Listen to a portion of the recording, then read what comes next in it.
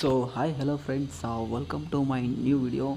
So ಇವತ್ತಿನ ಎರಡನೇ ದಿನದ ಲರ್ನಿಂಗ್ ವಿಡಿಯೋಗೆ ಸ್ವಾಗತ. ಸೊ ನಾನಿವತ್ತು ಯಾವುದಪ್ಪ ನಿಮಗೆ ಎಕ್ಸ್ಪ್ಲೈನ್ ಮಾಡೋದಕ್ಕೆ ಬಂದಿದ್ದೇನೆ ಅಂದರೆ, ನಾನು ಇವತ್ತು ಓದಿರೋದು ನದಿ ವ್ಯವಸ್ಥೆ. ಸೊ ನದಿ ವ್ಯವಸ್ಥೆ ಬಗ್ಗೆ ನಾನು ನಿಮಗೆ ತಿಳಿಸೋದಕ್ಕೆ ಬಂದಿದ್ದೇನೆ. ಭೂಗೋಳಶಾಸ್ತ್ರದಲ್ಲಿ ಪ್ರಥಮ PUC ಪಠ್ಯದಲ್ಲಿ ಬರುವಂತಹ ಪಾರ್ಟ್ B ಯಲ್ಲಿರುವಂತಹ ಅಧ್ಯಾಯ 9ನೇ ಅಧ್ಯಾಯದಲ್ಲಿ ಬರುವಂತಹ ನದಿ ವ್ಯವಸ್ಥೆ. ಸೊ ಫ್ರೆಂಡ್ಸ್, ಈ ಒಂದು ವಿಡಿಯೋದಲ್ಲಿ ನಾವು ನಮ್ಮ ಭಾರತದಲ್ಲಿನ ನದಿ ವ್ಯವಸ್ಥೆ ಹೇಗಿದೆ, ಯಾವ್ಯಾವ ಪ್ರಮುಖ ನದಿಗಳಿವೆ, ಪ್ರಮುಖ ನದಿಗಳ ಉಪನದಿಗಳು ಯಾವ್ಯಾವು, ನದಿಗಳು ಯಾವ್ಯಾವ ಕಡೆ ಹರಿದು ಹೋಗ್ತವೆ, ಯಾವ ರಾಜ್ಯಗಳ ನಡುವೆ ಈ ನದಿಗಳು ಹರಿದು ಹೋಗ್ತವೆ, ಪೂರ್ವಕ್ಕೆ ಯಾವ ನದಿ ಹರಿದು ಹೋಗ್ತವೆ, ಪಶ್ಚಿಮಕ್ಕೆ ಯಾವ ನದಿ ಹರಿದು ಹೋಗ್ತವೆ, ಪ್ರತಿಯೊಂದು ವಿಡಿಯೋನು ಕಂಪ್ಲೀಟಾಗಿ ನಾವು ತಿಳ್ಕೊಳ್ಳೋಣ. ಪ್ರತಿಯೊಂದು ಮುಖ್ಯ ನದಿಗಳ ಕಂಪ್ಲೀಟ್ ವಿವರಣೆಯನ್ನು ನಾವು ಈ ವಿಡಿಯೋದಲ್ಲಿ ತಿಳ್ಕೊಳ್ಳೋಣ ಫ್ರೆಂಡ್ಸ್. ಸೊ ಮೊದಲಿಗೆ ನದಿ ವ್ಯವಸ್ಥೆ. ನದಿಯು ಸ್ವಾಭಾವಿಕವಾದ ನೀರಿನ ಪಾತ್ರವಾಗಿದ್ದು, ಸಾಮಾನ್ಯವಾಗಿ ಶುದ್ಧವಾದ ನೀರಿನಿಂದ ಕೂಡಿದ್ದು, ಸರೋವರ, ಸಮುದ್ರ, ಸಾಗರ ಅಥವಾ ಮತ್ತೊಂದು ನದಿಯ ಕಡೆಗೆ ಹರಿಯುತ್ತದೆ. ಸೊ ನಿಮಗೆಲ್ಲ ಗೊತ್ತೇ ಇದೆ. ಮುಖ್ಯ ನದಿ ಮತ್ತು ಅದರ ಉಪನದಿಗಳ ವ್ಯೂಹದ ಉಗಮ ಮತ್ತು ಅಭಿವೃದ್ಧಿಯನ್ನು ನದಿ ವ್ಯವಸ್ಥೆ ಎಂದು ಕರೆಯುತ್ತಾರೆ. ಸೊ ಮುಖ್ಯ ನದಿ ಮತ್ತು ಅದರ ಉಪನದಿಗಳನ್ನ ಎಲ್ಲಿ ಸ್ಟಾರ್ಟ್ ಆಗುತ್ತೋ ಉಗಮ ಸ್ಥಾನವನ್ನೇ ನದಿ ವ್ಯವಸ್ಥೆ ಅಂತಲೇ ಕರೀತಾರೆ. ಸೊ ಇದಾದಮೇಲೆ ಫ್ರೆಂಡ್ಸ್, ನಮಗೆ ನದಿ ಏನಕ್ಕೆ ಬೇಕು, ನೀರು ಏನಕ್ಕೆ ಬೇಕು ಅಂತ ನಿಮಗೆಲ್ಲ ಗೊತ್ತೇ ಇದೆ. ಸೊ ನದಿಗಳು ದೇಶದ ಜಲಸಂಪನ್ಮೂಲಗಳಾಗಿವೆ. ಕುಡಿಯಲು ಬೇಕಾದ ನೀರು, ಗೃಹ ಬಳಕೆ, ಕೃಷಿ, ಮೀನುಗಾರಿಕೆ, ನೀರಾವರಿ, ನೌಕಾಯಾನ, ಜಲವಿದ್ಯುತ್ ಶಕ್ತಿ ಉತ್ಪಾದನೆ, ಕೈಗಾರಿಕೆ, ಮನೋರಂಜನೆ ಇತ್ಯಾದಿಗಳಿಗೆ ನದಿಗಳು ತುಂಬಾ ಇಂಪಾರ್ಟೆಂಟ್ ಆಗಿದೆ. ಸೊ ನಾವು ಈಗ ಮೇಯ್ನ್ ಪಾಯಿಂಟ್ ತಿಳ್ಕೊಳ್ಳೋದಾದರೆ ಫ್ರೆಂಡ್ಸ್, ಸೊ ನೋಡಿ, ಇಲ್ಲಿ ನಾವು ಇಲ್ಲ ಹೇಳಿದರೆ ಭಾರತದ ನದಿಗಳು ಹುಟ್ಟಿ ಹರಿಯುವ ಆಧಾರದ ಮೇಲೆ ವಿಶಾಲವಾಗಿ ಇವುಗಳನ್ನು 2 ಗುಂಪುಗಳಾಗಿ ವಿಂಗಡಿಸಲಾಗಿದೆ.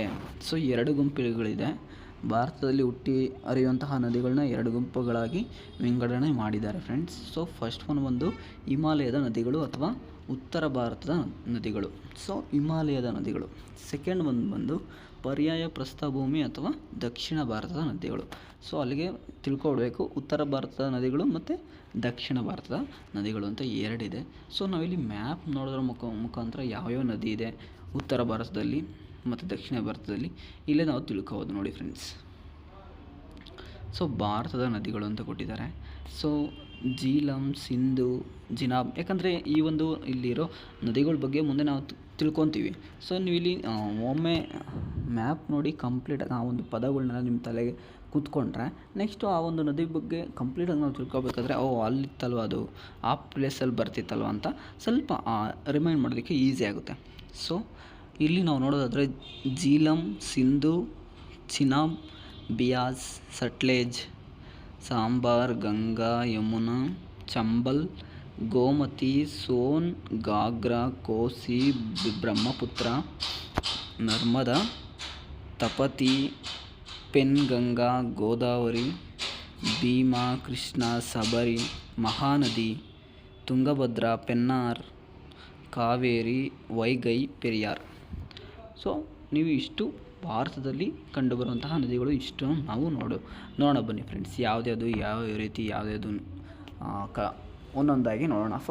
ಫಸ್ಟು ಹಿಮಾಲಯದ ನದಿಗಳು ಅಥವಾ ಉತ್ತರ ಭಾರತದ ನದಿಗಳು ನಾವೀಗ ನೋಡ್ಕೊಂಡು ಹೋಗೋಣ.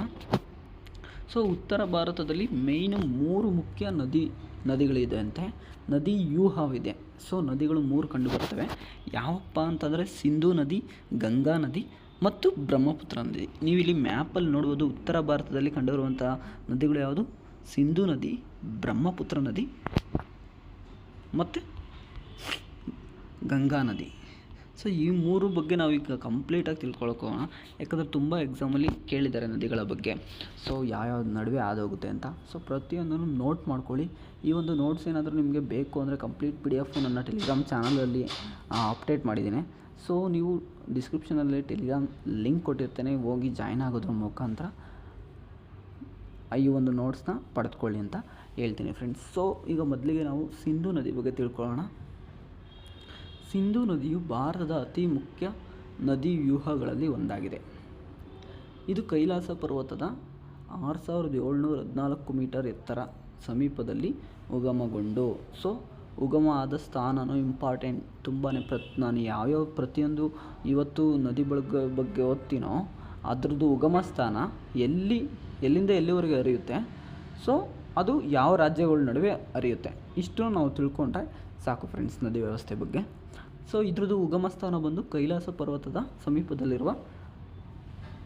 ಸಮೀಪದಲ್ಲಿ ಉಗಮಗೊಂಡು 2880 ಕಿಲೋಮೀಟರ್ ಉದ್ದವನ್ನು ಹೊಂದಿದ್ದರೂ ಭಾರತದಲ್ಲಿ ಕೇವಲ 709 ಕಿಲೋಮೀಟರ್ಗಳಷ್ಟು ದೂರ ಮಾತ್ರ ಹರಿಯುತ್ತದೆ. ಸೊ ಫ್ರೆಂಡ್ಸ್, ಇದು ಸಿಂಧೂ ನದಿ ತುಂಬ ಉದ್ದವಾದ ನದಿ. ಸೊ ಅದು ಬಂದು ಭಾರತದಲ್ಲಿ 709 ಕಿಲೋಮೀಟರ್ ಮಾತ್ರ ಹರಿಯುತ್ತೆ ಅಂತ ಹೇಳಿದ್ದಾರೆ. ಸೊ ಇದು ಮೇನು. ಇದು ಜಮ್ಮು ಮತ್ತು ಕಾಶ್ಮೀರ ರಾಜ್ಯದಲ್ಲಿನ ಲಡಾಖ್ ಮತ್ತು ಜಸ್ಕರ್ ಶ್ರೇಣಿಗಳ ಮಧ್ಯೆ ಇರುವ ಕಿರಿದಾದ ಕಂದರದ ಮೂಲಕ ವಾಯುವ್ಯ ದಿಕ್ಕಿಗೆ ಹರಿಯುತ್ತದೆ. ಮೇನ್ ಫ್ರೆಂಡ್ಸ್ ಇದೆ, ನಾನು ಹೇಳಿದ್ನಲ್ಲ ಯಾವ್ಯಾವ ರಾಜ್ಯದ ನಡುವೆ ನಡೆಯುತ್ತೆ, ಎಲ್ಲಿ ಈ ಒಂದು ನದಿ ಯಾವ ದಿಕ್ಕಿಗೆ ಹರಿಯುತ್ತದೆ ಅಂತ. ಈ ಒಂದು ನದಿ ಯಾವ ದಿಕ್ಕಿಗೆ ಹರಿಯುತ್ತೆ? ಜಮ್ಮು ಮತ್ತು ಕಾಶ್ಮೀರ ರಾಜ್ಯದಲ್ಲಿನ ಲಡಾಖ್ ಮತ್ತು ಜಸ್ಕರ್ ಶ್ರೇಣಿಗಳ ಮಧ್ಯೆ ಈ ಒಂದು ಸಿಂಧೂ ನದಿ ಹರಿಯುತ್ತೆ. ನೀವು ಇಲ್ಲಿ ನೋಡ್ತಾ ಇರೋದು ಸಿಂಧೂ ನದಿ ಯಾವ ರೀತಿ ಇದೆ ಅಂತ. ಚೀನಾ ಇದೆಲ್ಲ ಕಾಣ್ತಾ ಇರೋದು ಸಿಂಧೂ ನದಿ ಹರಿಯುವಂಥ ಪ್ಲೇಸ್ಗಳು. ಸೊ ಸಿಂಧೂ ನದಿಯ ಉಪನದಿಗಳು ಯಾವ್ಯಾವು? ಇದು ಇಂಪಾರ್ಟೆಂಟ್, ಕೇಳ್ತಾರೆ ಕ್ವಶನ್ಸಲ್ಲಿ. ಈ ಕೆಳಗಿನಲ್ಲಿ ಯಾವುದು ಸಿಂಧೂ ನದಿಯ ಉಪನದಿಯಾಗಿದೆ? ಅಥವಾ ಕ್ವಶನ್ಸ್ ಯಾವುದನ್ನಾಗಿ ಕೇಳ್ಬೋದು, ಅಥವಾ ಡೈರೆಕ್ಟ್ ಅವರೇ ಆನ್ಸರ್ ಕೊಟ್ಬಿಟ್ಟು ಇದು ಯಾವ ಸಿಂಧೂ ನದಿಯ ಇದರ ಉಪನದಿಯಾಗಿದೆ ಅಂತ ನಾವು ಕ್ವಶನ್ಸ್ ಕೇಳ್ಬೋದು. ಸೊ ಸಿಂಧೂ ನದಿಯ ಉಪನದಿಗಳೆಂದರೆ ಝೀಲಂ, ಚಿನಾಬ್, ರಾವಿ, ಬಿಯಾಸ್, ಸಟ್ಲೇಜ್ಗಳಾಗಿವೆ. ಸೊ ಇವೆಲ್ಲ ಸಿಂಧೂ ನದಿ ಕೆಳಗಡೆ ಬರ್ತವೆ. ಸೊ ಇವನ್ನು ಕೂಡ ನಾವು ಹೇಳಿದ್ನಲ್ಲ, ಪ್ರತಿಯೊಂದು ನಾವು ನದಿಗಳ ಬಗ್ಗೆ ತಿಳ್ಕೊಬೇಕಾದ್ರೆ ಯಾವ ದಿಕ್ಕಿಗೆ ಹರಿಯುತ್ತೆ, ಎಲ್ಲಿಂದ ಎಲ್ಲಿಗೆ ಹರಿಯುತ್ತೆ, ಇಷ್ಟು ನಾವು ತಿಳ್ಕೊಳ್ತಾ ಹೋಗೋಣ. ಒಂದು ಸಣ್ಣ ಇನ್ಫಾರ್ಮೇಷನ್ ಅದ್ರ ಬಗ್ಗೆ ಕಂಪ್ಲೀಟಾಗಿ ತಿಳ್ಕೊಂಡು ಹೋಗೋಣ, ಸಾಕು ಫ್ರೆಂಡ್ಸ್. ಸೊ ಝೀಲಂ ನದಿ ಬಂದು ಕಾಶ್ಮೀರ ಕಣಿವೆಯ ಆಗ್ನೇಯ ಭಾಗದಲ್ಲಿರುವ ವೆರಿನಾಗ್ ಎಂಬಲ್ಲಿ ಉಗಮ ಹೊಂದುತ್ತದೆ. ಸೊ ಎಲ್ಲಪ್ಪ ಇದೊಂದು ಸ್ಟಾರ್ಟ್ ಆಗೋದಲ್ಲಿ ಕಾಶ್ಮೀರ ಕಣಿವೆಯ ವೆರಿನಾಗ್ ಎಂಬಲ್ಲಿ, ಓಕೆನಾ. ಇದು ವಾಯುವ್ಯ ದಿಕ್ಕಿನೆಡೆಗೆ ಹರಿಯುತ್ತಾ ಉಲ್ಲಾರ್ ಸರೋವರವನ್ನು ಪ್ರವೇಶಿಸುತ್ತದೆ. ಸೊ ಭಾರತದ ಅತಿ ದೊಡ್ಡ ಸಿಹಿ ನೀರಿನ ಸರೋವರ ಅಂತ ಹೆಸರಾಗಿರುವಂತಹ ಉಲ್ಲಾರ್ ಸರೋವರನ ಕಡೆಗೆ ಈ ಒಂದು ಝೀಲಂ ನದಿ ಹರಿಯುತ್ತಂತೆ ಫ್ರೆಂಡ್ಸ್. ಸ್ವಲ್ಪ ಸೌಂಡು ಎಫೆಕ್ಟಿವ್ ಬರ್ತಾಯಿಲ್ಲ ಅನಿಸುತ್ತೆ, ಸ್ವಲ್ಪ ಹೊರಗಡೆ ಸೌಂಡ್ ಇದೆ, ಸ್ವಲ್ಪ ಅಡ್ಜಸ್ಟ್ ಮಾಡ್ಕೊಳ್ಳಿ ಫ್ರೆಂಡ್ಸ್. ನಾನು ಆದಷ್ಟು ಟ್ರೈ ಮಾಡ್ತಾಯಿದ್ದೀನಿ, ಸಾರಿ. ನೆಕ್ಸ್ಟು ದಾಲ್ ಸರೋವರವು ಸಹ ಈ ನದಿಯಿಂದ ನಿರ್ಮಾಣಗೊಂಡಿದೆ. ಸೊ ಅದಾದಮೇಲೆ ಇದರಿಂದ ಒಂದು ಒಪ್ಪಂದ ಆಗಿದೆಯಂತೆ. ಝೀಲಂ ಒಪ್ಪಂದವು ಭಾರತ ಮತ್ತು ಪಾಕಿಸ್ತಾನದ ನಡುವಿನ ಜಲ ವಿವಾದಕ್ಕೆ ತಾತ್ಕಾಲಿಕ ನೆಲೆಯನ್ನು ದೊರಕಿಸಿಕೊಟ್ಟಿದೆ. ಇದು ಕೂಡ ಇಂಪಾರ್ಟೆಂಟು ಫ್ರೆಂಡ್ಸ್. ಸೊ ನೆಕ್ಸ್ಟ್ ಒಂದು ಸಿಂಧೂ ನದಿಯ ಉಪನದಿಯಾಗಿರುವಂತಹ ಜಿನಾಬ್ ನದಿ. ಈ ಒಂದು ಎಲ್ಲಪ್ಪ ಹುಟ್ಟು ಬರುತ್ತೆ ಅಂದರೆ ಇದು ಹಿಮಾಚಲ ಪ್ರದೇಶದ ಚಂದ್ರಭಾಗ ಎಂಬ ಉನ್ನತ ಹಿಮಾಲಯ ಭಾಗದಲ್ಲಿ ಹುಟ್ಟುತ್ತದೆ.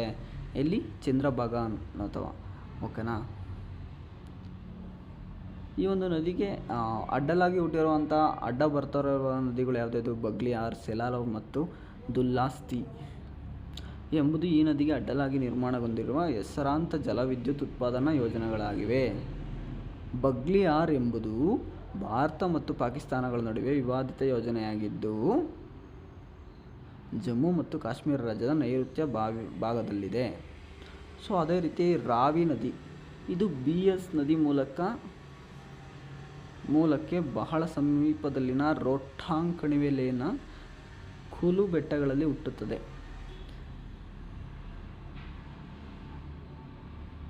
ಸೊ ನೆಕ್ಸ್ಟು ಬಿಯಾಸ್ ನದಿ ಬಂದು ಬಿಯಾಸ್ ಕುಂಡಲ್ಲಿ ಹುಟ್ಟುತ್ತದೆ. ಇದು ಕೂಡ ಕುಲು ಮತ್ತು ಕಾಂಗ್ರಾ ಕಣಿವೆಗಳ ಮೂಲಕ ಹರಿದು ಅಂತಿಮವಾಗಿ ಹರಿಕೆಯ ಸಮೀಪದಲ್ಲಿ ಸಟ್ಲೇಜ್ ನದಿಗೆ ಸೇರುತ್ತವೆ. ಸೊ ನೆಕ್ಸ್ಟು ಸಟ್ಲೇಜ್ ನದಿ, ನೀವೆಲ್ಲ ಕೇಳಿರ್ಬೋದು ಸಟ್ಲೇಜ್ ನದಿ ಬಗ್ಗೆ. ಈ ನದಿಯು ಚೀನಾದಲ್ಲಿರುವ ರಾಕಾಸ್ ಸರೋವರ ಎಂಬಲ್ಲಿ ಉಗಮ ಹೊಂದುತ್ತದೆ. ಎಲ್ಲಿ? ಚೀನಾದಲ್ಲಿ ಸಟ್ಲೇಜ್ ನದಿ ಹುಟ್ಟೋದು, ಓಕೆನಾ ಫ್ರೆಂಡ್ಸ್. ಭಾರತದ ಗಡಿಯಾಚೆಯಲ್ಲಿ ಉಗಮ ಹೊಂದುವ ಸಿಂಧೂ ನದಿಯ ಏಕೈಕ ಉಪನದಿ ಇದಾಗಿದೆ. ಸೊ ಇಂಪಾರ್ಟೆಂಟ್, ಭಾರತದ ಗಡಿಯಾಚೆಯಲ್ಲಿ ಉಗಮ ಹೊಂದುವ ಸಿಂಧೂ ನದಿಯ ಏಕೈಕ ಉಪನದಿ ಯಾವುದು? ಸಟ್ಲೇಜ್ ನದಿ. ಯಾಕಂದರೆ ಅದು ಚೀನಾದಲ್ಲಿ ಉಗಮ ಆಗುತ್ತೆ. ಚೀನಾದಲ್ಲಿರುವ ರಾಕಾಸ್ ಸರೋವರ ಎಂಬಲ್ಲಿ ಇದು ಒಂದು ಉಗಮ ಆಗೋದು, ಓಕೆನಾ ಫ್ರೆಂಡ್ಸ್.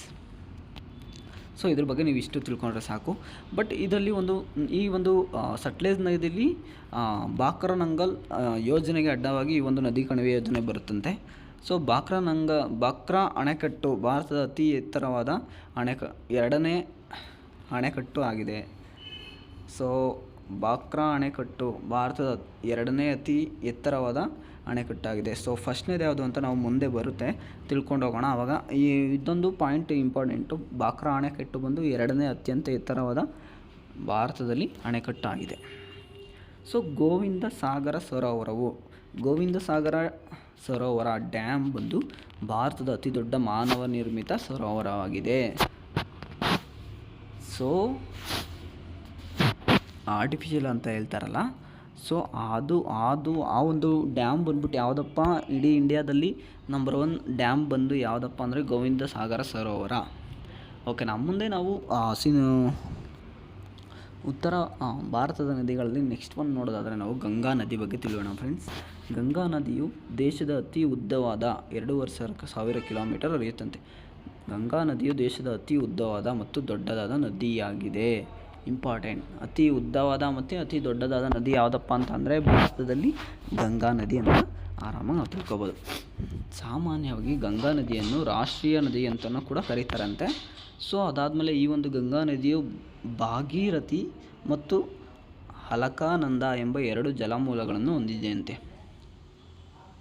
ಭಾಗೀರಥಿ ನದಿಯು ಗಂಗೋತ್ರಿ ಎಂಬಲ್ಲಿ ಹುಟ್ಟಿದರೆ ಅಲಕಾನಂದ ನದಿಯು ಗರ್ಹ್ವಾಲ್ ಹಿಮಾದ್ರಿಯಲ್ಲಿನ ಬದ್ರಿನಾಥ್ ಹತ್ತಿರ ಹುಟ್ಟುತ್ತದೆ. ಸೊ ಗಂಗಾ ನದಿಲಿ 2 ಮೂಲ ಇದೆ ಫ್ರೆಂಡ್ಸ್.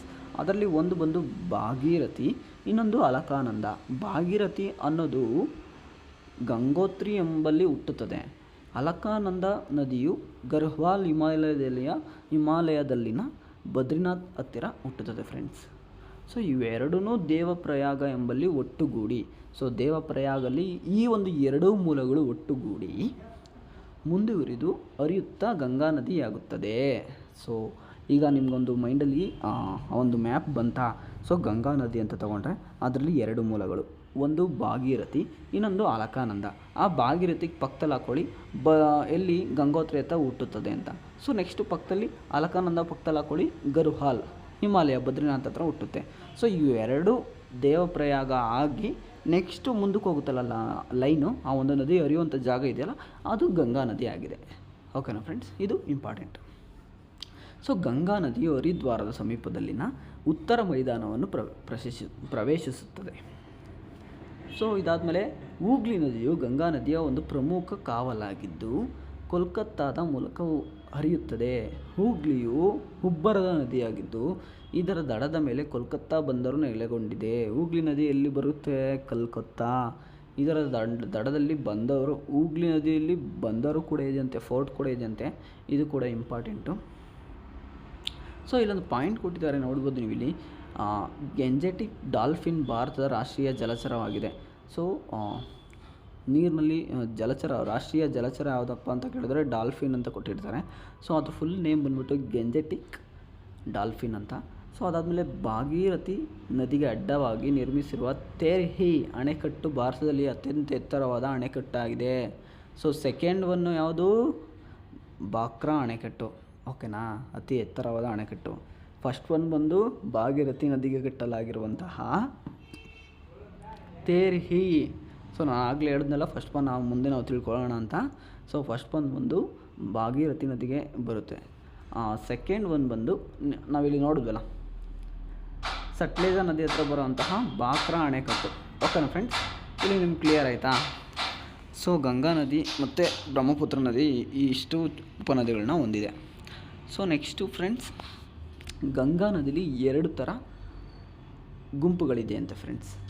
ಗಂಗಾ ನದಿಲಿ 2 ಥರ ಗುಂಪಿದೆ. ಒಂದು ಎಡದಂಡೆಯ ಉಪನದಿಗಳು, ಇನ್ನೊಂದು ಬಲದಂಡೆಯ ಉಪನದಿಗಳು. ಸೊ ನಾವು ಈಸಿಯಾಗಿ ಎಡದಂಡೆಯ ಉಪನದಿಗಳು ಯಾವ್ಯಾವ ಬರ್ತವೆ ಅಂತ ಡೈರೆಕ್ಟಾಗಿ ತಿಳ್ಕೊಳ್ಳೋಣ. ಓಕೆನಾ, ಯಾವುದ್ಯಾವುದು? ರಾಮಗಂಗಾ, ಶಾರದಾ, ಗೋಮತಿ, ಘಾಗ್ರಾ, ಗಂಡಕ್ ಮತ್ತು ಕೋಸಿಗಳಾಗಿವೆ. ಸೊ ಗೋಮತಿ ನದಿಯು ಪ್ರಮುಖ ಉಪನದಿಯಾಗಿದೆ. ಓಕೆನಾ, ಗಂಗಾ ನದಿಯ ಪ್ರಮುಖ ಉಪನದಿ ಬಂದು ಗೋಮತಿ. ಸೊ ಇದಾದಮೇಲೆ ಇದರಲ್ಲಿ ಮೇಯ್ನು ಒಂದೇ ಒಂದು ಇದರಲ್ಲಿ ನೋಡಿ ಫ್ರೆಂಡ್ಸ್, ಈ ಒಂದು ಗುಂಪಿನಲ್ಲಿ ಕೋಸಿ ನದಿಯು ದೊಡ್ಡ ಉಪನದಿಗಳಲ್ಲೊಂದಾಗಿದೆ. ಸೊ ಉಪನದಿಗಳಲ್ಲಿ ದೊಡ್ಡ ಕೋಸಿ ಅಂತ ಬರುತ್ತಲ್ಲ ಫ್ರೆಂಡ್ಸ್, ಈ ಒಂದು ಗಂಗಾ ನದಿಯ ಉಪನದಿಗಳಲ್ಲಿ ಕೋಸಿ ಬಂದ್ಬಿಟ್ಟು ದೊಡ್ಡ ಉಪನದಿಯಾಗಿದೆ ಅಂತೆ. ಅದನ್ನು ಬಿಹಾರದ ಕಣ್ಣೀರು ಅಂತಲೂ ಕೂಡ ಕರೀತಾರಂತೆ. ಇದು ಇಂಪಾರ್ಟೆಂಟ್ ಆಗಿದೆ, ಈ ಒಂದು ಪಾಯಿಂಟ್ನ ನೋಟ್ ಮಾಡ್ಕೊಳ್ಳಿ. ಬಿಹಾರದ ಕಣ್ಣೀರು ಅಂತ ಯಾವ ನದಿನ ಕರೀತಾರೆ? ಯಾವ ನದಿನ? ಕೋಸಿ ನದಿನ. ಈ ಒಂದು ಕೋಸಿ ನದಿಯು ಗಂಗಾ ನದಿಯ ಉಪನದಿಯಾಗಿದೆ, ಅದು ದೊಡ್ಡ ಉಪನದಿಯಾಗಿದೆ. ಇಷ್ಟ ಫ್ರೆಂಡ್ಸ್, ಸಾಕು. ಈ 3 ಪಾಯಿಂಟ್ಸ್ ಬರ್ಕೊಳ್ಳಿ, ಕ್ಲಿಯರ್ ಆಗುತ್ತೆ. ಸೊ ಬಲದಂಡ ಉಪನದಿಗಳು ಯಾವುದ್ಯಾವುದು ಅಂತ ನಾವು ನೋಡೋದಾದರೆ ಯಮುನಾ ಮತ್ತು ಸೋನ್ ಇವೆರಡು ಬಲದಂಡ, ಗಂಗಾ ನದಿಯ ಬಲದಂಡ ಉಪನದಿಗಳಾಗಿವೆ. ಓಕೆನಾ? ಸೊ ಯಮುನಾ ನದಿಯು ಯಾವುದಾದ್ರು ಯಮುನಾ ಮತ್ತು ಸೋನ್ಗಳಾಗಿವೆ. ಯಮುನಾ ನದಿಯು ಗಂಗಾ ನದಿಯ ಉಪನದಿಗಳಲ್ಲಿ ಅತಿ ಉದ್ದವಾದ ಹಾಗೂ ದೊಡ್ಡದಾಗಿದೆ. ಓಕೆನಾ? ಯಮುನಾ ನದಿ ಸಪ್ರೇಟ್ ಅಲ್ಲ, ಗಂಗಾ ನದಿಯ ಉಪನದಿ ಬಂದು ಯಮುನಾ ನದಿ, ಅರ್ಥ ಮಾಡ್ಕೊಳ್ಳಿ. ಸೊ ಇದಾದಮೇಲೆ ತ್ರಿವೇಣಿ ಸಂಗಮ ಅಂತ ಕರೀತಾರೆ. ಎಲ್ಲಿ ಬಂದು ಸೇರೋದಕ್ಕೆ ತ್ರಿವೇಣಿ ಸಂಗಮ ಅಂತಾರೆ? ಉತ್ತರ ಪ್ರದೇಶ ಪ್ರಯಾಗ ಅಥವಾ ಅಲಹಾಬಾದ್ ಅಲ್ಲಿ ಗಂಗಾ ನದಿ ಬಂದು ಸೇರೋದಕ್ಕೆ ತ್ರಿವೇಣಿ ಸಂಗಮ ಅಂತ ಕರೀತಾರೆ ಫ್ರೆಂಡ್ಸ್. ಓಕೆನಾ? ಸೊ ಇದಾದಮೇಲೆ ಇದರಲ್ಲಿ ಮೇಯ್ನ್ ಇನ್ನೇನಿಲ್ಲ. ನೆಕ್ಸ್ಟು ನಾವೀಗ ಯಮುನಾ ನದಿ ಬಗ್ಗೆ ತಿಳ್ಕೊಂಡು, ಯಮುನಾ ನದಿ ತ್ರಿವೇಣಿ ಸಂಗಮ ಅಂತ ಅರ್ಥ ಮಾಡ್ಕೊಳ್ಳಿ. ಮತ್ತು ಅತಿ ದೊಡ್ಡದಾದ ಮತ್ತು ಉದ್ದವಾದ ಗಂಗಾ ನದಿಯ ಉಪನದಿ ಆಗಿದೆ ಇದು ಒಂದು. ಸೋನ್ ನದಿ ಬಗ್ಗೆ ಹೇಳೋದಾದರೆ ಇದು ಸಹ ಗಂಗಾ ನದಿಯ ಒಂದು ಪ್ರಮುಖ ಬಲದಂಡ ಉಪನದಿಯಾಗಿದೆ. ಇದು ಎಲ್ಲಪ್ಪ ಹರಿಯುತ್ತೆ ಅಂದರೆ ಇದು ಮಧ್ಯಪ್ರದೇಶದ ಮೂಲಕ ಹರಿದು ಬಂದು ಗಂಗಾ ನದಿಗೆ ಸೇರುತ್ತಂತೆ ಫ್ರೆಂಡ್ಸ್. ಇಷ್ಟು ಸಾಕು ಇದ್ರ ಬಗ್ಗೆ. ಸೊ ನೆಕ್ಸ್ಟ್ ಒಂದು ನಾವು ನೋಡೋದಾದರೆ ದಾಮೋದರ್ ನದಿ. ಇದು ಎಲ್ಲಪ್ಪ ಬರುತ್ತೆ ಅಂದರೆ ಛೋಟಾ ನಾಗ್ಪುರ್ ಪ್ರಸ್ಥಭೂಮಿಯ ಪೂರ್ವ ಭಾಗದಲ್ಲಿ ಹರಿಯುತ್ತೆ. ಸೊ ಇದು ಒಂದು ಪೂರ್ವ ಭಾಗದಲ್ಲಿ ಹರಿಯುವಂತಹ ಛೋಟಾ ನಾಗ್ಪುರದಲ್ಲಿ ಕಂಡುಬರುತ್ತೆ ಈ ಒಂದು ಇದನ್ನು ಏನಂತ ಕರೀತಾರೆ? ಪಶ್ಚಿಮ ಬಂಗಾಳದ ಕಣ್ಣೀರಿನ ನದಿ. ಸೊ ಅಲ್ಲಿ ಬಿಹಾರದ ಕಣ್ಣೀರು ಅಂತ ನೀವು ಇಲ್ಲಿ ಹೋದ್ರ, ಬಿಹಾರದ ಕಣ್ಣೀರು ಅಂತ ಯಾವ ನದಿನ ಕರೀತಾರೆ? ಕೋಸಿ ನದಿನ ಬಿಹಾರದ ಕಣ್ಣೀರು ಅಂತ ಕರೀತಾರೆ. ಕರೆಕ್ಟಾ ಫ್ರೆಂಡ್ಸ್? ಬಟ್ ಅದೇ ರೀತಿ ದಾಮೋದರ್ ನದಿನ ಪಶ್ಚಿಮ ಬಂಗಾಳದ ಕಣ್ಣೀರಿನ ನದಿ ಅಂತ ಕರೀತಾರೆ ಫ್ರೆಂಡ್ಸ್. ಸೊ ಅದಾದಮೇಲೆ ಬ್ರಹ್ಮಪುತ್ರ ನದಿ ಬಗ್ಗೆ ನಾವು ತಿಳಿಯೋಣ. ಇದು ಪ್ರಪಂಚದ ಅತಿ ದೊಡ್ಡ ನದಿಗಳಲ್ಲಿ ಒಂದಾಗಿದೆ. ಇದು ಮಾನಸ ಸರೋವರ ಚೀನಾ ಸಮೀಪದ ಚೆಮಾಯಾಂಗ್ಡಂಗ್ ಎಂಬ ಹಿಮಚ್ಛಾದಿತ ಪ್ರದೇಶದಲ್ಲಿ ಹುಟ್ಟುತ್ತದೆ. ಎಲ್ಲಿ ಬ್ರಹ್ಮಪುತ್ರ ನದಿ ಎಲ್ಲಪ್ಪ ಹುಟ್ಟೋದು? ಇದು ಕೂಡ ಚೀನಾದಲ್ಲೇ ಇರುತ್ತೆ. ಮಾನಸ ಸರೋವರ ಚೀನಾದಲ್ಲಿ ಹುಟ್ಟೋದು. ಬ್ರಹ್ಮಪುತ್ರ ನದಿನೂ ಕೂಡ, ಅದು ಕೂಡ ಇಂಪಾರ್ಟೆಂಟ್ ತಿಳ್ಕೊಳ್ಳಿ. ಚೀನಾದಲ್ಲಿ ಬ್ರಹ್ಮಪುತ್ರ ನದಿಯನ್ನು ಸಾಂಗ್ಪೋ ಎಂದು ಕರೀತಾರೆ. ಇದು ಇಂಪಾರ್ಟೆಂಟ್, ಯಾಕಂದರೆ ಚೀನಾದೆಲ್ಲ ಯಾಕಪ್ಪ ಅಂತಂದರೆ ಅದನ್ನು ನಮ್ಮ ಭಾರತದಲ್ಲಿ ಹರಿಯುತ್ತೆ, ಅಲ್ಲಿ ಹುಟ್ಟಿ ನಮ್ಮ ಭಾರತ ಕಡೆ ಈ ಒಂದು ನದಿ ಸೇರುತ್ತೆ ಅಂದರೆ ಅದನ್ನು ಏನಂತ ಅಲ್ಲಿ ಕರೀತಾರೆ ಅನ್ನೋದು ಕೂಡ ಇಂಪಾರ್ಟೆಂಟು. ಈ ಒಂದು ನದಿಯು 2580 ಕಿಲೋಮೀಟರ್ ಉದ್ದವಾಗಿದೆ. ಆ್ಯಂಡ್ ಭಾರತದಲ್ಲಿ ಇದನ್ನು ಬ್ರಹ್ಮಪುತ್ರ ಅಂತ ಕರಿತೀವಿ ನಾವು. ಚೀನಾದವರು ಸಾಂಗ್ಪೋ ಅಂತ ಕರೀತಾರೆ. ಬಾಂಗ್ಲಾದೇಶವರು ಜಮುನಾ ಅಂತ ಕರೀತಾರೆ. ಓಕೆನಾ ಫ್ರೆಂಡ್ಸ್? ಇದು ಕೂಡ ಇಂಪಾರ್ಟೆಂಟು, ಯಾಕಂದರೆ ಇವರೆಲ್ಲ ನಮ್ಮ ನೆರೆಹೊರೆ ರಾಷ್ಟ್ರಗಳಲ್ವಾ.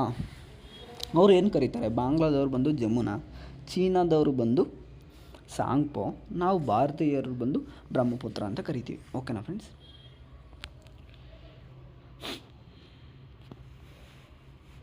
ಸೊ ಈ ಒಂದು ಬ್ರಹ್ಮಪುತ್ರ ನದಿಯ ಉಪನದಿಗಳು ನಾವೀಗ ತಿಳ್ಕೊಳ್ಳೋದಾದರೆ ಸುಬನ್ಸಿರಿ, ಧನ್ಸಿರಿ, ಮಾನಸ್, ತೀಸ್ತಾ, ದಿಹಾಂಗ್, ಲೋಹಿತ್, ಬುರ್ರಿ ದಿವಾಂಗ್ ಇವುಗಳೆಲ್ಲ ಬ್ರಹ್ಮಪುತ್ರ ನದಿಯ ಮುಖ್ಯ ಉಪನದಿಗಳಾಗಿವೆ ಫ್ರೆಂಡ್ಸ್. ಸೊ ಅಸ್ಸಾಂನಲ್ಲಿರುವಂತಹ ಮಜುಲಿಯು ಅತಿ ದೊಡ್ಡ ದ್ವೀಪವಾಗಿದೆ. ಮಜುಲಿ ಅದರ ನಡುವೆ ಈ ಒಂದು ಬ್ರಹ್ಮಪುತ್ರ ನದಿ ಹರಿದು ಬರುತ್ತೆ. ಸುಂದರ್ಬನ್ಸ್ ಮುಖಜ ಭೂಮಿಯನ್ನು ಗಂಗಾ ಮತ್ತು ಬ್ರಹ್ಮಪುತ್ರ ನದಿಗಳು ನಿರ್ಮಾಣ ಮಾಡಿವೆ. ಸೊ ನಾವು ಹಿಂದಿನ ವಿಡಿಯೋದಲ್ಲಿ ನಾವು ಪ್ರಾಕೃತಿಕ ಪರಿಸರ ನೋಡಬೇಕಾದ್ರೆ ಸುಂದರ್ಬನ್ಸ್ ಮುಖಜ ಭೂಮಿ ಬಗ್ಗೆ ನಾವು ತಿಳ್ಕೊಂಡಿದ್ದೋ. ಅದು ಬಂದು ಪ್ರಪಂಚದ ಅತಿ ದೊಡ್ಡ ಮುಖಜ ಭೂಮಿಯಾಗಿದೆ ಅಂತ ನಿಮಗೆಲ್ರಿಗೂ ಗೊತ್ತು. ಸೊ ಆ ಒಂದು ಮುಖಜ ಭೂಮಿ ಗಂಗಾ ಮತ್ತು ಬ್ರಹ್ಮಪುತ್ರ ನದಿಗಳಿಂದ ನಿರ್ಮಾಣವಾಗಿದೆ. ಓಕೆನಾ ಫ್ರೆಂಡ್ಸ್? ಇದು ಇಂಪಾರ್ಟೆಂಟು. ನೆಕ್ಸ್ಟು ಪರ್ಯಾಯ ಪ್ರಸ್ಥಭೂಮಿಯ ನದಿಗಳು. ಯಾವುದ್ಯಾವುದು ಪರ್ಯಾಯ ಪ್ರಸ್ಥಭೂಮಿಯ ನದಿಗಳನ್ನ ದಕ್ಷಿಣ ಭಾರತದ ನದಿಗಳೆಂದೂ ಕೂಡ ಕರೀತಾರೆ. ನಾವು ಇಷ್ಟೊತ್ತು ನೋಡಿದ್ದು ಉತ್ತರ ಭಾಗದ ನದಿಗಳು, ಓಕೆನಾ, ಹಿಮಾಲಯ ಅಥವಾ ಉತ್ತರ ಭಾಗದ ನದಿಗಳು. ನಾವೀಗ ಪರ್ಯಾಯ ಪ್ರಸ್ಥಭೂಮಿಯ ನದಿಗಳು ಅಥವಾ ದಕ್ಷಿಣ ಭಾರತದ ನದಿಗಳ ಬಗ್ಗೆ ನಾವು ತಿಳ್ಕೊಳ್ಳೋಣ. ಸೊ ಅದರಲ್ಲಿ 2 ವಿಧಗಳಾಗಿ ವಿಂಗಡಣೆ ವರ್ಗೀಕರಿಸಿದ್ದಾರೆ. ಒಂದು ಪೂರ್ವಾಭಿಮುಖವಾಗಿ ಹರಿಯುವ ನದಿಗಳು, ಇನ್ನೊಂದು ಪಶ್ಚಿಮಾಭಿಮುಖವಾಗಿ ಹರಿಯುವಂತಹ ನದಿಗಳು. ಸೊ ಫಸ್ಟ್ ಒನ್, ಪೂರ್ವಾಭಿಮುಖವಾಗಿ ಹರಿಯುವ ನದಿಗಳು ಯಾವ್ಯಾವಪ್ಪ ಅಂತಂದರೆ ಮಹಾನದಿ, ಗೋದಾವರಿ, ಕೃಷ್ಣ ಮತ್ತು ಕಾವೇರಿ. ಪೂರ್ವಕ್ಕೆ ಮುಖ ಮಾಡಿ ಹರಿಯುವಂತಹ ನದಿಗಳು ಬಂದು ಮಹಾನದಿ, ಗೋದಾವರಿ, ಕೃಷ್ಣ ಮತ್ತು ಕಾವೇರಿ. ಇವನ್ನ ದಕ್ಷಿಣ ಭಾರತದ ನದಿಗಳು ಅಂತಲೂ ಕೂಡ ಕರೀತಾರೆ. ಅವುಗಳ ಬಗ್ಗೆ ನಾವು ತಿಳ್ಕೊಂಡು ಹೋಗೋಣ. ಮಹಾನದಿ ಇದು ಕೂಡ ಇಂಪಾರ್ಟೆಂಟು. ಮಹಾನದಿ ಬಂದು ಛತ್ತೀಸ್ಗಢ ರಾಜ್ಯದ ಸಿಹಾವಾ ಅಥವಾ ಸಿಂಹ್ವಾಹ ಎಂಬ ಪ್ರದೇಶದಲ್ಲಿ ಉಗಮ ಹೊಂದುತ್ತದೆ. ಇದು ಒಡಿಶಾ ಹಾಗೂ ಛತ್ತೀಸ್ಗಢ ರಾಜ್ಯಗಳ ಅತಿ ಮುಖ್ಯವಾದ ನದಿ ಮಹಾನದಿಯಾಗಿದೆ. ಸೊ ಫ್ರೆಂಡ್ಸ್, ನಾವು ಆಗಲೇ ಫಸ್ಟು ವಿಡಿಯೋ ಸ್ಟಾರ್ಟಿಂಗಲ್ಲೇ ನಾನು ಮ್ಯಾಪಲ್ಲಿ ನೋಡ್ಕೊಳ್ಳಿ ಫ್ರೆಂಡ್ಸ್, ಪ್ರತಿಯೊಂದು ಯಾವ್ಯಾವ ಸ್ಟೇಟಲ್ಲಿ ಕಂಡುಬರುತ್ತೆ ಅಂತ ಅಂದ್ಬಿಟ್ಟು ನಾವು ನೋಡ್ಕೊಂಡ್ವಲ್ಲ ಭಾರತದ ಪ್ರಮುಖ ಮುಖ್ಯ ನದಿಗಳು ಅಂತ. ಸೊ ಅದನ್ನು ನೀವು ನೋಡ್ಕೋಬೋದು ಮತ್ತೆ ಹೋಗಿ ಮ್ಯಾಪ್ನ. ಸೊ ಮಹಾನದಿ ಎಲ್ಲಪ್ಪ ಕಂಡುಬರುತ್ತೆ ಅಂದರೆ ಒಡಿಶಾ ಮತ್ತು ಛತ್ತೀಸ್ಗಢ ರಾಜ್ಯಗಳ ನಡುವೆ ಕಂಡುಬರುತ್ತೆ. ಇದೊಂದು 885 ಕಿಲೋಮೀಟರ್ ಉದ್ದವಾಗಿರುತ್ತೆ. ಕಟಕ್ನ ಸಮೀಪ ಬಂಗಾಳ ಕೊಲ್ಲಿಗೆ ಸೇರುತ್ತೆ. ಓಕೆ, ಈ ಒಂದು ಮಹಾನದಿಯ ಉಪನದಿಗಳು ಯಾವ್ಯಾವಪ್ಪ ಅಂದರೆ ಸಿಯೋನಾಥ್, ಹಸ್ದಿಯೋ, ಮಾಂಡ್ ಮತ್ತು ಝೋಂಕ್. ಮಹಾನದಿಗೆ ಅಡ್ಡಲಾಗಿ ಹಿರಾಕುಡ್ ಭಾರತದಲ್ಲೇ ಅತಿ ಉದ್ದವಾದ ಅಣೆಕಟ್ಟು. ಹಿರಾಕುಡ್ ಇದು ಇಂಪಾರ್ಟೆಂಟ್. ಮಹಾನದಿಗೆ ಅಡ್ಡಲಾಗಿರುವ ಕಟ್ಟಂಥ ಅಣೆಕಟ್ಟು ಯಾವುದು ಅಂತ ಕೇಳ್ಬೋದು. ಹಿರಾಕುಡ್ ಅಣೆಕಟ್ಟು ಅಂತ ನೀವು ಆರಾಮಾಗಿ ಹೇಳ್ಬೋದು ಫ್ರೆಂಡ್ಸ್, ಓದ್ಕೊಂಡಿದ್ದಾರೆ, ತಿಳ್ಕೊಂಡಿದ್ದಾರೆ. ಸೊ ನೆಕ್ಸ್ಟ್ ಒನ್ ಬಂದು ಗೋದಾವರಿ ನದಿ. ಸೊ ನಾವಿಲ್ಲಿ ಮಹಾನದಿ ಬಗ್ಗೆ ಆಯಿತು. ಪೂರ್ವಕ್ಕೆ ಹರಿಯುವಂತಹ ನದಿಗಳು ಯಾವ್ಯಾವು ಅಂತಂದರೆ ಮಹಾನದಿ ನೋಡೋದು. ನೆಕ್ಸ್ಟ್ ಗೋದಾವರಿ. ಪರ್ಯಾಯ ಭಾರತದ ಅತಿ ಉದ್ದವಾದ ಮತ್ತು ದೊಡ್ಡದಾದ ನದಿ ಗೋದಾವರಿ. ಮಹಾರಾಷ್ಟ್ರ ರಾಜ್ಯದ ನಾಸಿಕ್ ಜಿಲ್ಲೆಯ ತ್ರಯಂಬಕೇಶ್ವರ ಎಂಬಲ್ಲಿ ಹುಟ್ಟುತ್ತದೆ. ಗೋದಾವರಿ ನದಿ ಎಲ್ಲಿ ಹುಟ್ಟೋದು? ಮಹಾರಾಷ್ಟ್ರ ರಾಜ್ಯದ ನಾಸಿಕ್ ಜಿಲ್ಲೆಯ ತ್ರಯಂಬಕೇಶ್ವರ ಎಂಬಲ್ಲಿ ಗೋದಾವರಿ ನದಿ ಹುಟ್ಟುತ್ತದೆ. ಇದು ಮಹಾರಾಷ್ಟ್ರ ಮತ್ತು ಆಂಧ್ರ ಪ್ರದೇಶದ ರಾಜ್ಯಗಳ ಮೂಲಕ 1465 ಕಿಲೋಮೀಟರ್ನಷ್ಟು ಉದ್ದವಾಗಿ ಹರಿದು ಕಾಕಿನಾಡ ಎಂಬಲ್ಲಿ ಬಂಗಾಳ ಕೊಲ್ಲಿಗೆ ಲೀನವಾಗುತ್ತದೆ. ಓಕೆನಾ ಫ್ರೆಂಡ್ಸ್, ಈ ಒಂದು ಗೋದಾವರಿ ನದಿಯ ಉಪನದಿಗಳು ಯಾವುದ್ಯಾವುದು? ಸೊ ಫ್ರೆಂಡ್ಸ್, ನೀವು ಇಷ್ಟೇ ತಿಳ್ಕೊಳ್ಳಿದ್ರಿ. ನಾನೀಗ ಪ್ರತಿಯೊಂದು ಮೇನ್ ನದಿಗಳು ಯಾವುದ್ಯಾವುದು ರೀಸೆಂಟಾಗಿ ಎಕ್ಸಾಮ್ಸಲ್ಲಿ ಕೇಳಿದ್ರು, ಹಿಂದಿನ ವರ್ಷದ ಕ್ವಶನ್ ಪೇಪರಲ್ಲಿ ಕೇಳಿದ್ರು, ಅದರದ್ದು ಎಲ್ಲಿ ಹುಟ್ಟುತ್ತೆ, ಅದರದ್ದು ಉಪನದಿಗಳು ಯಾವ್ಯಾವು, ಉಪನದಿಗಳಲ್ಲಿ ಏನೇನು ಫೀಚರ್ಸ್ ಇದೆ, ಏನು ಇಂಪಾರ್ಟೆಂಟ್ ಇದೆ, ಅಷ್ಟೇ ನಾನು ಹೇಳ್ಕೊಂಡು ಹೋಗ್ತಾ ಇರೋದು. ಈ ವಿಡಿಯೋ ಕಂಪ್ಲೀಟಾಗಿ ಅರ್ಥ ಮಾಡ್ಕೊಂಡು ನೀವು ಪಾಯಿಂಟ್ಸ್ ಮಾಡಿಕೊಂಡ್ರೆ ಸಾಕು ಫ್ರೆಂಡ್ಸ್. ನದಿ ವ್ಯವಸ್ಥೆಗಳ ಬಗ್ಗೆ, ಭಾರತದ ನದಿ ವ್ಯವಸ್ಥೆಗಳ ಬಗ್ಗೆ ಇಷ್ಟು ಸಾಕು. ಗೋದಾವರಿ ನದಿಯ ಉಪನದಿಗಳು ಯಾವುದ್ಯಾವುದು ಅಂತಂದರೆ ಪೂರ್ಣ, ಪೆನುಗಂಗಾ, ಪ್ರಣಯಿತ, ಸಬರಿ, ಇಂದ್ರಾವತಿ ಮತ್ತು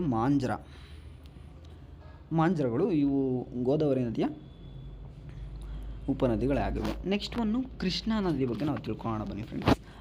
ಪರ್ಯಾಯ ಭಾರತದಲ್ಲಿನ ಪೂರ್ವಾಭಿಮುಖವಾಗಿ ಹರಿಯುವ ನದಿಗಳಲ್ಲಿ ಕೃಷ್ಣಾ ನದಿಯು 2ನೇ ಅತಿ ದೊಡ್ಡವಾದ ಮತ್ತು ಉದ್ದವಾದ ನದಿಯಾಗಿದೆ. ಸೊ ಫಸ್ಟ್ ಒನ್ ಬಂದು ಯಾವುದು? ಗೋದಾವರಿ ನದಿ. ನಮ್ಮ ದಕ್ಷಿಣ ಭಾರತಕ್ಕೆ ತಗೊಂಡ್ರೆ ನಂಬರ್ 1 ಉದ್ದವಾದ ಮತ್ತು ಜೋರಾಗಿ ಹರಿಯುವಂತಹ ನದಿ ಒಂದು ಗೋದಾವರಿ ನದಿ. ಸೆಕೆಂಡ್ ಬಂದು ಕೃಷ್ಣಾ ನದಿ. ಇದು ಬಂದು 1400 ಕಿಲೋಮೀಟರ್ ಉದ್ದವನ್ನು ಹೊಂದಿದೆ. ಇದು ಮಹಾರಾಷ್ಟ್ರ ರಾಜ್ಯದ ಮಹಾಬಲೇಶ್ವರ ಎಂಬಲ್ಲಿ ಹುಟ್ಟುತ್ತದೆ. ಸೊ ಎಲ್ಲಿ ಹುಟ್ಟುತ್ತೆ? ಮಹಾರಾಷ್ಟ್ರ ರಾಜ್ಯದ ಮಹಾಬಲೇಶ್ವರ ಎಂಬಲ್ಲಿ ಹುಟ್ಟುತ್ತೆ. ಸೊ ಈ ಉದ್ದವಾಗಿ ಹರಿದು ದಿವಿ ಬಿಂದು ಆಂಧ್ರ ಪ್ರದೇಶದ ಸಮೀಪದಲ್ಲಿರುವ ಬಂಗಾಳ ಕೊಲ್ಲಿಗೆ ಸೇರುತ್ತೆ. ಈ ಒಂದು ನದಿ ಕೂಡ ಬಂಗಾಳ ಕೊಲ್ಲಿಗೆ ಲೀನವಾಗುತ್ತದೆ ಅಂತಲೇ ಹೇಳಿದ್ದಾರೆ. ಸೊ ಇದರ ಉಪನದಿಗಳು ಯಾವ್ಯಾವಪ್ಪ? ಪ್ರಮುಖ ಉಪನದಿಗಳು ಕೃಷ್ಣಾ ನದಿಯದು ಕೊಯ್ನಾ, ಹೆರ್ಲಾ, ಪಂಚಗಂಗಾ, ದೂದ್ಗಂಗಾ, ಭೀಮಾ, ಘಟಪ್ರಭಾ, ಮಲಪ್ರಭಾ, ತುಂಗಭದ್ರಾ ಮತ್ತು ಮೂಸಿ ನದಿಗಳು ಪ್ರಮುಖ ಉಪನದಿಗಳಾಗಿವೆ. ಕೃಷ್ಣಾ ಮತ್ತು ಅದರ ಉಪನದಿಗಳಿಗೆ ಅಡ್ಡಲಾಗಿ ನಿರ್ಮಾಣಗೊಂಡಿರುವ ಪ್ರಮುಖ ಅಣೆಕಟ್ಟುಗಳೆಂದರೆ ನಾಗಾರ್ಜುನ ಸಾಗರ, ಆಲಮಟ್ಟಿ ಡ್ಯಾಮ್, ಲಾಲ್ ಬಹದ್ದೂರ್ ಶಾಸ್ತ್ರಿ ಅವರು ಕಟ್ಟಿಸಿರುವಂಥ ಆಲಮಟ್ಟಿ ಡ್ಯಾಮ್ ನಮ್ಮ ಕರ್ನಾಟಕದಲ್ಲಿದೆ, ನಾರಾಯಣಪುರ ಡ್ಯಾಮ್, ತುಂಗಭದ್ರಾ ಡ್ಯಾಮ್, ಕೊಯ್ನಾ ಮುಂತಾದವುಗಳು ಆಗಿವೆ. ಇವೆಲ್ಲ ಡ್ಯಾಮ್ಗಳು ಕೃಷ್ಣಾ ಮತ್ತು ಅದರ ಉಪನದಿಗಳಿಗೆ ಅಡ್ಡಲಾಗಿ ನಿರ್ಮಾಣಗೊಂಡಿವೆ. Very important. ಈ ನಾಗಾರ್ಜುನ ಸಾಗರ ಡ್ಯಾಮ್ ಅಂತ ಕೊಡ್ತಾರೆ. ಈ ಒಂದು ಅಣೆಕಟ್ಟು ಯಾವ ನದಿಗೆ ಅಡ್ಡಲಾಗಿ ನಿರ್ಮಾಣಗೊಂಡಿದೆ ಅಂತ ಕೇಳ್ತಾರೆ.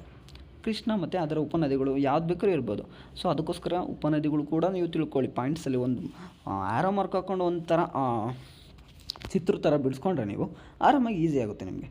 ಸೊ ಪ್ರಮುಖ ಜಲಾಶಯಗಳು ಏನಪ್ಪ ಅಂದರೆ ನಾರಾಯಣಪುರ ಅಣೆಕಟ್ಟು ಬಸವಸಾಗರದಲ್ಲಿದೆ, ಆಳಮಟ್ಟಿ ಅಣೆಕಟ್ಟು ಶಾಸ್ತ್ರಿ ಸಾಗರದಲ್ಲಿದೆ, ತುಂಗಭದ್ರಾ ಅಣೆಕಟ್ಟು ಪಂಪಸಾಗರದಲ್ಲಿದೆ. So next one very important, Kaveri ನದಿ. ಗಂಗಾ ನದಿಯಂತೆಯೇ ಕಾವೇರಿಯು ಒಂದು ಪವಿತ್ರ ನದಿಯಾಗಿದೆ.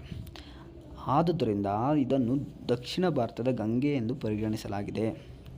ಈ ನದಿಯು ಕೊಡಗು ಜಿಲ್ಲೆಯ ಬ್ರಹ್ಮಗಿರಿ ಬೆಟ್ಟ ಪ್ರದೇಶದ ತಲಕಾವೇರಿ ಎಂಬಲ್ಲಿ ಹುಟ್ಟಿ, ಇಂಪಾರ್ಟೆಂಟ್ ಫ್ರೆಂಡ್ಸ್, ನಮ್ಮ ಕರ್ನಾಟಕದಲ್ಲಿ ಹುಟ್ಟುವಂಥ ನದಿ ಒಂದೇ ಒಂದು, ಅದು ಕಾವೇರಿ ನದಿ. ಎಲ್ಲಪ್ಪ ಹುಟ್ಟೋದು? ಕೊಡಗು ಜಿಲ್ಲೆಯ ಬ್ರಹ್ಮಗಿರಿ ಬೆಟ್ಟದ ಪ್ರದೇಶದ ತಲಕಾವೇರಿ ಎಂಬಲ್ಲಿ ಹುಟ್ಟಿ ಸುಮಾರು 805 ಕಿಲೋಮೀಟರ್ಗಳಷ್ಟು ದೂರ ಹರಿದು ಕಾವೇರಿ ಪಟ್ಟಣಂ ಸಮೀಪದ ಬಂಗಾಳ ಕೊಲ್ಲಿಯನ್ನು ಸೇರುತ್ತದೆ. ಓಕೆನಾ ಫ್ರೆಂಡ್ಸ್? ಈ ಒಂದು ಕಾವೇರಿ ನದಿಯ ಉಪನದಿಗಳು ಯಾವುದೇದಪ್ಪ ಅಂತಂದರೆ ಅರ್ಕಾವತಿ, ಹೇಮಾವತಿ, ಆರಂಗಿ, ಲೋಕಪಾವನಿ, ಶಿಂಷಾ, ಲಕ್ಷ್ಮಣತೀರ್ಥ, ಕಬಿನಿ, ಸುವರ್ಣಾವತಿ, ಭವಾನಿ ಮತ್ತು ಅಮರಾವತಿಗಳಾಗಿವೆ. ಸೊ ಈ ಒಂದು ಕಾವೇರಿ ನದಿ ಯಾವ್ಯಾವ ಈ ಒಂದು ನೀರಿನಿಂದ ಕಾವೇರಿ ನದಿ ನೀರಿನಿಂದ ಯಾವ್ಯಾವ ರಾಜ್ಯಕ್ಕೆ ಪ್ರದೇಶಗಳಿಗೆ ನೀರಿನ ಸೌಲಭ್ಯ ಲಾಭ ಪಡೆದುಕೊಳ್ತಾವೆ ಅಂದರೆ ಕರ್ನಾಟಕ, ತಮಿಳುನಾಡು, ಕೇರಳ ಮತ್ತು ಪಾಂಡಿಚೇರಿ. ಈ 4 ಸ್ಟೇಟ್ಗೆ ಈ ಒಂದು ಕಾವೇರಿ ನದಿಯಿಂದ ನೀರಿನ ಸೌಲಭ್ಯ ಅಂದರೆ ಅದರ ಲಾಭ ಪಡೆದುಕೊಳ್ಳುತ್ತಿದೆ ಅಂತ ಹೇಳಿದ್ದಾರೆ ಫ್ರೆಂಡ್ಸ್. ಸೊ ಇದಾದಮೇಲೆ ಇದರ ಪಾತ್ರದುದ್ದಕ್ಕೂ ಈ ನದಿಯು ಶ್ರೀರಂಗಪಟ್ಟಣ, ಶಿವನಸಮುದ್ರ ಮತ್ತು ಶ್ರೀರಂಗಂ ಎಂಬಲ್ಲಿ 3 ನದಿ ದ್ವೀಪಗಳನ್ನು ನಿರ್ಮಿಸಿದೆ. ಸೊ ಗೊತ್ತಿದೆಯಲ್ಲ ನಿಮಗೆ ಎಲ್ರಿಗೂ. ಸೊ ಇದಾದಮೇಲೆ ಗಗನಚುಕ್ಕಿ, ಭರಚುಕ್ಕಿ, ಮೇಕೆದಾಟು, ಹೊಗೆನಕಲ್ ಎಂಬ ಜಲಪಾತಗಳನ್ನು ನಿರ್ಮಿಸಿದೆ. ಸೊ ಇದೆಲ್ಲ ನಮ್ಮ ಕರ್ನಾಟಕದಲ್ಲಿ ಇರೋದು, ಯಾಕಂದರೆ ಇವೆಲ್ಲವೂ ಕಾವೇರಿ ನದಿಗೆ ಸೇರ್ತವೆ. ನೀವೆಲ್ಲ ವಿಸಿಟ್ ಮಾಡಿರ್ಬೋದು. ಗಗನಚುಕ್ಕಿ, ಭರಚುಕ್ಕಿ, ಮೇಕೆದಾಟು, ಹೊಗೆನಕಲ್, ಶ್ರೀರಂಗಪಟ್ಟಣ, ಶಿವನಸಮುದ್ರ ಇದೆಲ್ಲವೂ ನಮ್ಮ ಕಾವೇರಿ ನದಿಗೆ ಸೇರ್ತದೆ. ಅಲ್ಲೆಲ್ಲ ಪ್ರತಿಯೊಂದು ಏಷ್ಯಾ ಖಂಡದ ಮೊಟ್ಟಮೊದಲ ಜಲವಿದ್ಯುತ್ ಶಕ್ತಿ ಉತ್ಪಾದನಾ ಕೇಂದ್ರವು ಕಾವೇರಿ ನದಿಗೆ ಅಡ್ಡಲಾಗಿ ಶಿವನಸಮುದ್ರದಲ್ಲಿ ಸ್ಥಾಪಿಸಲಾಗಿದೆ. Shimsha very very very important point friends, ಹೇಳೋದಕ್ಕಾಗಲ್ಲ ಯಾವ ರೀತಿ ಕೇಳ್ತಾರೆ ಅಂತ. 1902ರಲ್ಲಿ ಏಷ್ಯಾ ಖಂಡದಲ್ಲೇ ಮೊಟ್ಟಮೊದಲ ಬಾರಿಗೆ ಜಲವಿದ್ಯುತ್ ಶಕ್ತಿ ಉತ್ಪಾದನಾ ಕೇಂದ್ರ ಸ್ಥಾಪನೆ ಆಗಿದ್ದು ಎಲ್ಲಿ, ಯಾವಾಗ ಅಂತ ಕೇಳ್ಬೋದು. ಕಾವೇರಿ ನದಿಗೆ ಅಡ್ಡಲಾಗಿ ಕಟ್ಟಿದ್ರು. ಎಲ್ಲಿ?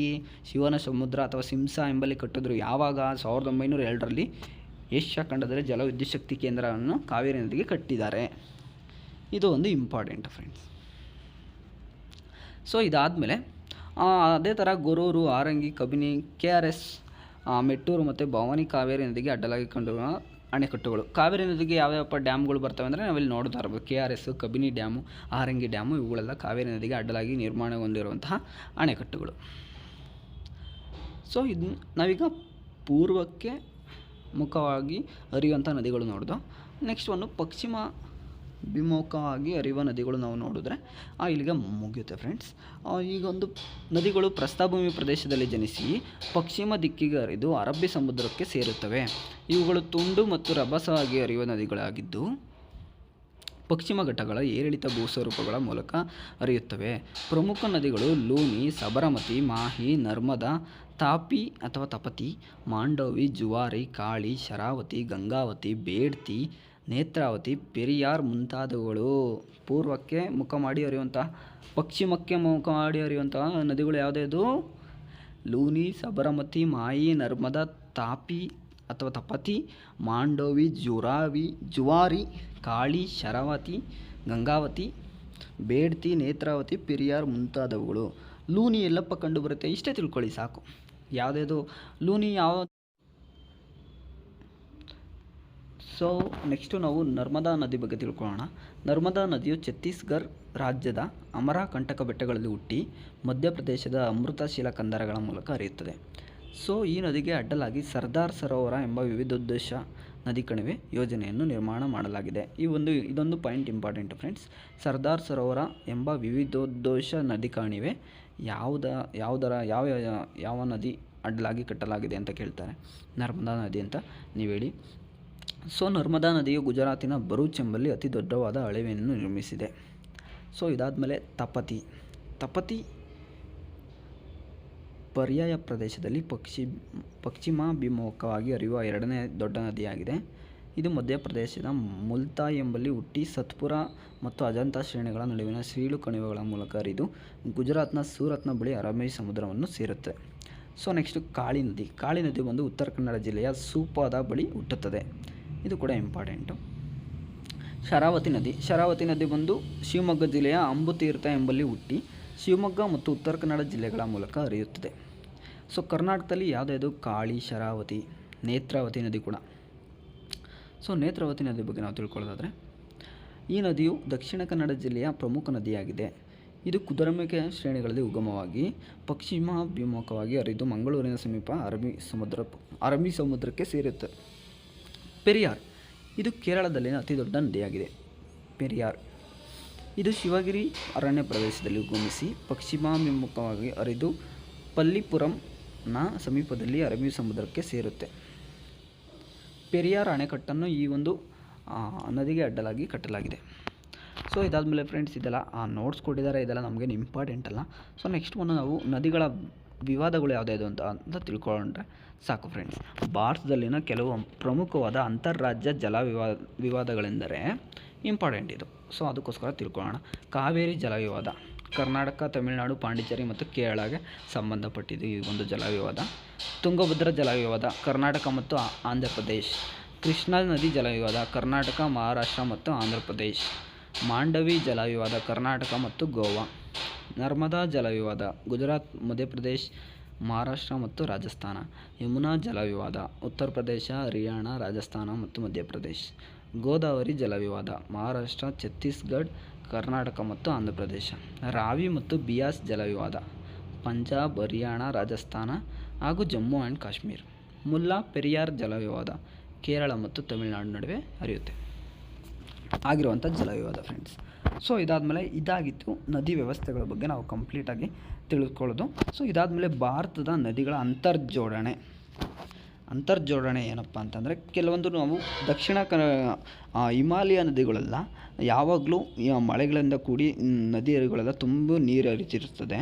ಸೊ ಅದೇ ನಾವು ದಕ್ಷಿಣ ಭಾರತದ ನದಿಗಳಿಗೆ ಬಂದರೆ, ಸೊ ಕೆಲವೊಂದು ಟೈಮಲ್ಲಿ ಅದು ಏನಪ್ಪ ಅಂತಂದರೆ ಸೀಸನಲ್ಲಿ, ಮಳೆ ಸೀಸನಲ್ಲಿ ಮಾತ್ರ ಮಳೆ ಸೀಸನ್ ಆಗ್ತಾ ಇರುತ್ತಲ್ವ, ಬೇರೆ ಸೀಸನ್ ಋತುಮಾನ ಕಾಲ ಚೇಂಜ್ ಆಗ್ದಂಗೆಲ್ಲ ಮಳೆ ಬರ್ತಾರಲ್ಲ.